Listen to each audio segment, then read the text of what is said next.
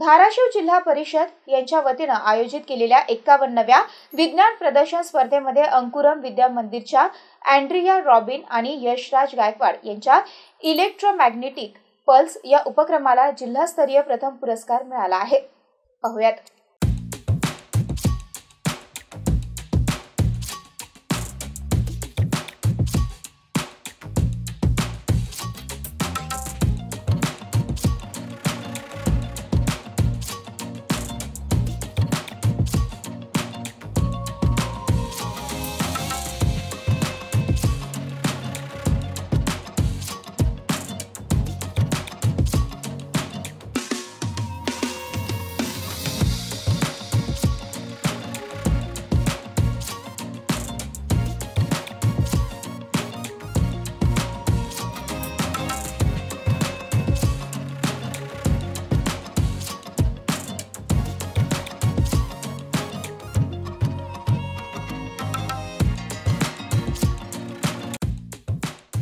ही स्पर्धा राज्य विज्ञान आणि गणित शिक्षण संस्था नागपूर आणि शिक्षण विभाग जिल्हा परिषद धाराशिव यांच्या वतीने ज्ञान प्रबोधिनी विद्यालय लोहारा तालुक्यातील हराळी येथे पार पडल्या। शिवाजी ज्ञान विहार शिक्षण मंडळ वाशी संचलित अंकुरम विद्या मंदिर शाळा सध्या नर्सरी ते 8वी पर्यंतचे इंग्रजी माध्यमाचे शिक्षण देते।